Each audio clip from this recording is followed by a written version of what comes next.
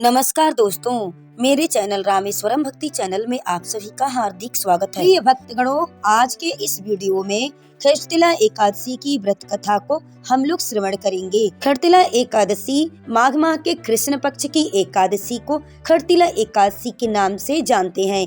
खरतिला एकादशी में तिल का प्रयोग करना विशेष महत्व होता है। तो चलिए हम लोग इस वीडियो में खरतिला एकादशी की पावन कथा को सुनते हैं। जय श्री कृष्णा। मनुष्य जीवन का लक्ष्य है परम भगवान श्री कृष्ण की शुद्ध भक्ति में सेवा प्राप्त करना और इसे प्राप्त करने में हमें सहायक बनती है पवित्र एकादशी तिथि। और ऐसे ही परम पावन एकादशी है खरतिला एकादशी। इस बार 2025 में खरतिला एकादशी का व्रत 25 जनवरी 2025 शनिवार के दिन इस एकादशी के व्रत को हम लोग करेंगे। खरतिला एकादशी के व्रत के पारण का शुभ समय है 26 जनवरी 2025 रविवार के दिन सुबह 7:02 से लेकर 10:53 के बीच में व्रत के पारण का शुभ समय है। इस एकादशी के उपलक्ष्य में आज हम भगवान श्री हरि से जुड़ी हुई एक पौराणिक सुंदर कथा को श्रवण करते हैं। इस कथा को सुनने से हम कल आने वाले हमारे एकादशी व्रत के लिए अपनी मानसिक चेतना को एकाग्रचित कर पाएंगे। तो चलिए यह सुंदर पौराणिक कथा हम लोग सुनते हैं। इससे पहले कि प्रिय भक्तगणों, अगर हमारा यह वीडियो आपको अच्छा लगे तो प्लीज चैनल को सब्सक्राइब कर लीजिएगा, वीडियो को लाइक करिएगा, शेयर करिएगा और कमेंट्स बॉक्स में जय श्री हरि विष्णु जय एकादशी माता जरूर लिखिएगा। बोलिए एकादशी मैया की जय, श्री हरि विष्णु भगवान की जय। अब चलिए हम लोग पावन कथा को बड़े ही ध्यान पूर्वक से श्रवण करते हैं और अपने घर की सुख शांति के लिए श्री हरि भगवान विष्णु जी से प्रार्थना करते हैं। लेकिन जो भगवान का भक्त होता है वह किसी भी भौतिक इच्छा से एकादशी व्रत नहीं रखता। वह तो मात्र भगवान के प्रति उसकी भक्ति में वृद्धि हो इसी कामना के साथ एकादशी का व्रत करते हैं। क्योंकि जब आप भक्ति के लिए एकादशी का व्रत करते हैं तो भौतिक सुख समृद्धि अपने आप ही आपके पास आ जाती है और इसका प्रमाण हमें इस सुंदर कथा से प्राप्त होता है। तो चलिए आज के इस पौराणिक कथा का आरंभ करते हैं। बोलिए श्री हरि विष्णु भगवान की जय, एकादशी मैया की जय। एक समय की बात है, वैवस्वत मनु के प्रपौत्र और राजा श्री नाभा के पुत्र थे। महाराज अम्बरीश 7 द्वीपों से युक्त संपूर्ण पृथ्वी के एक चक्री शासक थे। उनके पास इतना ऐश्वर्य धन और संपदा थी जिसकी कल्पना भी नहीं की जा सकती। अब देखिए, कई बार हमने देखा है कि व्यक्ति के पास थोड़ी सी संपत्ति संपदा और सत्ता आ जाती है तो वह उसके मद में चूर हो जाता है। इसके विपरीत जब कोई दरिद्र हो और फिर वह वैराग्य दिखाई दे तो वह भी सरल है और समझा जा सकता है।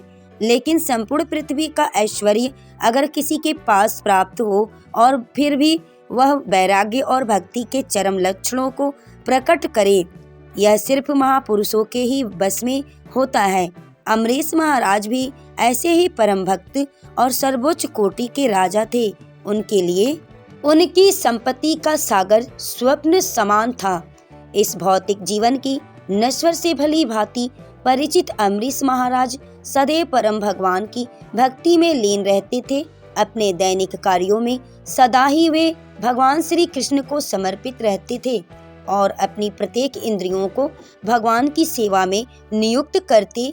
उनके समान ही उनकी प्रजा थी जो कि अपना अधिकतर समय भगवान के पवित्र नामों का जप कीर्तन भजन और सेवा में लगाती थी।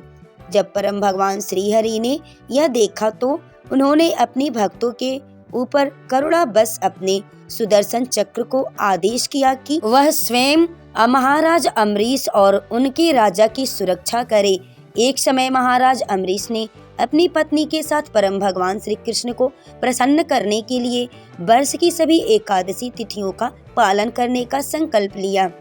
वर्ष के अंत में जब अंतिम एकादशी का पारण करने का दिन आया तो महाराज अम्बरीश ने परम भक्त तथा ब्राह्मणों की पूजा की, उन्हें प्रसाद वितरण किया और गोदान दिया। सभी नियमों को पूर्ण करके वह महाराज अम्बरीश अपने व्रत का पारण करने के लिए जा रहे थे और उसी समय दुर्वासा मुनि अपने अनेक शिष्यों के साथ उस स्थान पर पधारे। राजा ने बड़े ही प्रेम से दुर्वासा ऋषि का आदर सत्कार किया, उनका स्वागत किया। उनसे भोजन करने के लिए प्रार्थना की। दुर्वासा मुनि ने भी राजा की प्रार्थना को स्वीकार किया और भोजन करने से पूर्व यमुना तट पर स्नान करने के लिए चले गए। अब देखिए यहाँ पर समस्या आ गई। राजा अम्बरीश को निर्धारित समय पर उन्हें अपनी एकादशी व्रत का पारण करना था और वे दुर्वासा मुनि की प्रतीक्षा करते रहे, लेकिन काफी समय बीत गया और दुर्वासा मुनि आए नहीं। अब पारण का समय भी निकला जा रहा था, सिर्फ एक घड़ी शेष रह गई थी। अब ऐसी स्थिति में राजा अम्बरीश के समक्ष धर्म संकट खड़ा हो गया कि अगर वह इस घड़ी में, इस समय में, इस शुभ मुहूर्त में पारण नहीं करते हैं तो उनका संपूर्ण वर्ष की एकादशी का व्रत टूट जाएगा, और अगर वह पारण कर लेते हैं तो दुर्वासा मुनि को बुरा लगेगा कि राजा ने उनकी प्रतीक्षा किए बिना ही पारण कर लिया है। तो ऐसे स्थिति में राजा अम्बरीश ने वहां उपस्थित ब्राह्मणों से पूछा। राजा ने कहा, हे विद्वानों, ऐसी विकट स्थिति में मेरा क्या कर्तव्य है? कृपया आप सब शास्त्रों द्वारा प्रमाणित कोई उपाय बताएं। राजा की स्थिति को देखते हुए ब्राह्मणों ने कहा, हे राजन, इस स्थिति में शास्त्रों का कथन यही है कि आपने इन सभी एकादशियों का पालन संपूर्ण निर्जल रहकर किया है, इसलिए अगर आप भगवान के चरणामृत का स्वीकार कर लेते हैं तो इस जल में आपका पारण हो जाएगा और इस प्रकार आप दुर्वासा मुनि को भी संतुष्ट रख पाएंगे। यह सुनकर राजा ने वही किया जो ब्राह्मणों ने कहा। राजा ने भगवान के चरणामृत की सिर्फ एक बूंद स्वीकार की। अपने मुंह में उन्होंने आग्रह किया कि और अपने व्रत का पारण भी कर लिया। अब राजा अम्बरीश दुर्वासा ऋषि के आने की प्रतीक्षा करने लगे। अब देखिए, इधर स्नान करने गए हुए दुर्वासा मुनि को समाधि में ही इस बात का पता चल गया कि अम्बरीश महाराज ने जल ग्रहण किया है और इस बात से दुर्वासा मुनि को अत्यंत क्रोध आ गया। उन्होंने सोचा, एक तुच्छ क्षत्रिय राजा ने मेरा अपमान किया है, मुझे भोजन के लिए आमंत्रित करके स्वयं मुझसे पहले जल ग्रहण किया, उसकी इस उद्दंडता की सजा उसे अवश्य मिलनी चाहिए। यह सोचकर दुर्वासा मुनि ने क्रोध में अपने बालों की एक लट जोर से खींचकर निकाली। देखते ही देखते उस लट ने एक विशाल काय अग्नि राक्षस कृत्या का रूप ले लिया। यह एक ऐसा अग्नि दैत्य था जो संपूर्ण पृथ्वी को अपने लटों में समा सकता था। दुर्वासा मुनि ने उस कृत्या को आदेश देते हुए कहा, जाओ इसी क्षण अभिमानी राजा के अंश को जलाकर भस्म कर दो। वो ब्रह्मा ज्ञानी ऋषियों के लिए शत्रु रूपी है, उसने हमारा घोर अपमान किया है, शीघ्र जाओ उसे भस्म कर दो। अब आज्ञा पाते ही कृत्या पहुंच गया और अम्बरीश के समक्ष जाकर खड़ा हो गया।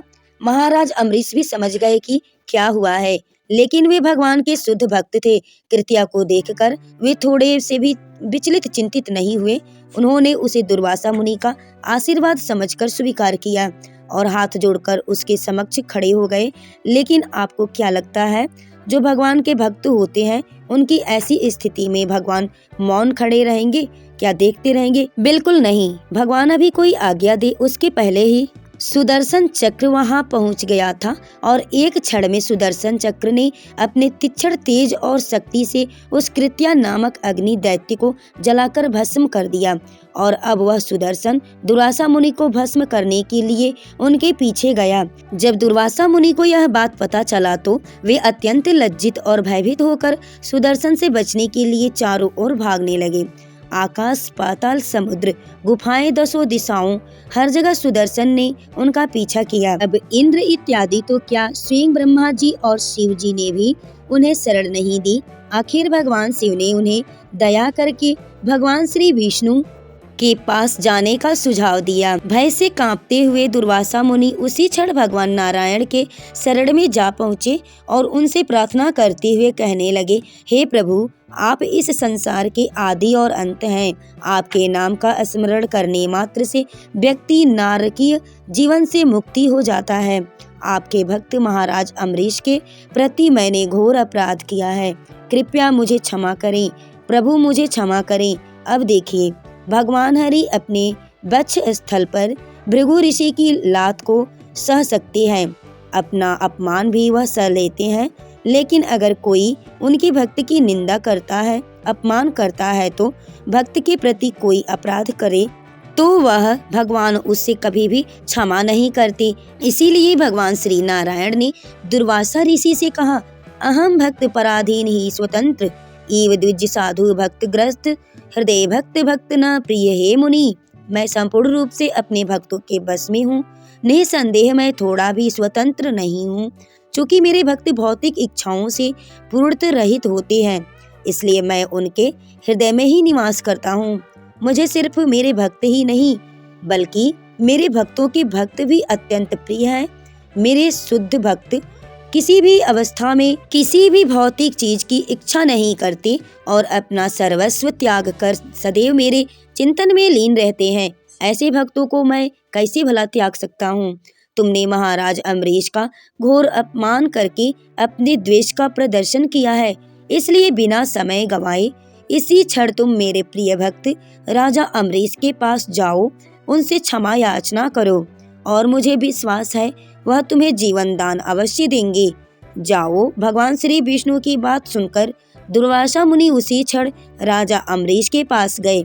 उन्होंने राजा के चरणों में गिरकर उनसे क्षमा मांगी और अपने इस घोर अपराध के लिए प्रायश्चित करने लगे। महाराज अम्बरीश अत्यंत विनम्र होने के कारण ऋषि को इस अवस्था में देखकर लज्जित होने लगे और उन्होंने दया बस सुदर्शन से दुर्वासा ऋषि की रक्षा के लिए प्रार्थना की। राजा की प्रार्थना सुनकर सुदर्शन चक्र वापस चला गया। दुर्वासा मुनि ने राजा की स्तुति की और उन्हें आशीर्वाद प्रदान किया और इस प्रकार भगवान ने अपने एक शुद्ध भक्त के गुणों का प्रचार किया। प्रिय भक्तगणों, क्या आपने इससे पहले यह कथा सुनी थी? यह हमें नीचे कमेंट्स बॉक्स में लिख करके जरूर बताएं। तो प्रिय भक्तगणों, चलिए आने वाले इस परम पवित्र एकादशी व्रत की तैयारी करते हुए महाराज अम्बरीश जैसे भगवान के शुद्ध भक्तों के चरणों का अनुगमन करते हुए और परम भगवान कृष्ण को प्रसन्न करने का प्रयास करते हैं। प्रिय भक्तगणों, अगर हमारी वीडियो आपको पसंद आई हो तो चैनल को फुल सपोर्ट करें। दोस्तों, वीडियो में लास्ट तक बने रहने के लिए आप सभी को मेरी तरफ से दिल से धन्यवाद।